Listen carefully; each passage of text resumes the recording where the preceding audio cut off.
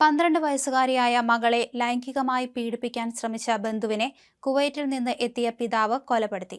കൊലപാതകത്തിന് ശേഷം പ്രതി അന്ന് വൈകുന്നേരം തന്നെ കുവൈറ്റിലേക്ക് മടങ്ങി. ഈ ഞെട്ടിക്കുന്ന സംഭവത്തെക്കുറിച്ച് പിതാവ് തന്റെ യൂട്യൂബ് ചാനലിലൂടെ വെളിപ്പെടുത്തിയതോടെയാണ് സംഭവം പുറം ലോകം അറിഞ്ഞത്. ആന്ധ്രാപ്രദേശിലെ അന്നമയ്യ ജില്ലയിലാണ് സംഭവം. പെൺകുട്ടിയുടെ പിതാവ് വർഷങ്ങളായി കുവൈറ്റിൽ ജോലി ചെയ്യുകയാണ്. ഇയാൾക്കൊപ്പമായിരുന്നു ഭാര്യയും മകളും. കുറച്ചുനാൾ കഴിഞ്ഞപ്പോൾ മകളെ നാട്ടിൽ ഭാര്യയുടെ മാതാപിതാക്കൾക്കൊപ്പമാക്കി.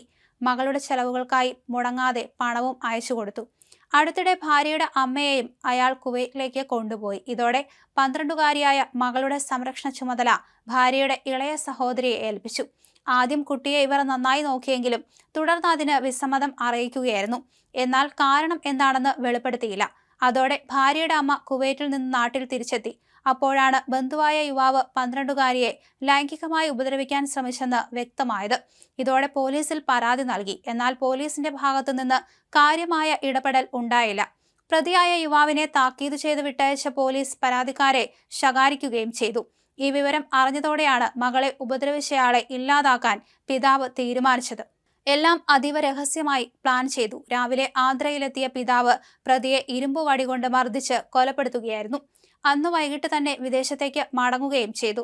പോലീസ് അന്വേഷണം നടത്തിയെങ്കിലും കൊലപാതകത്തിന് പിന്നിൽ ആരെന്ന് കണ്ടുപിടിക്കാൻ കഴിഞ്ഞിരുന്നില്ല. ഇതിനിടയിലാണ് സ്വന്തം യൂട്യൂബ് ചാനലിലൂടെ പിതാവ് കൊലപാതക വിവരം വെളിപ്പെടുത്തിയത്. പ്രതിയെ നാട്ടിലെത്തിക്കാനുള്ള ശ്രമങ്ങൾ പോലീസ് ആരംഭിച്ചിട്ടുണ്ട്. ഉടൻ തന്നെ പ്രതിയെ അറസ്റ്റ് ചെയ്യാനാകുമെന്നാണ് അവർ പറയുന്നത്.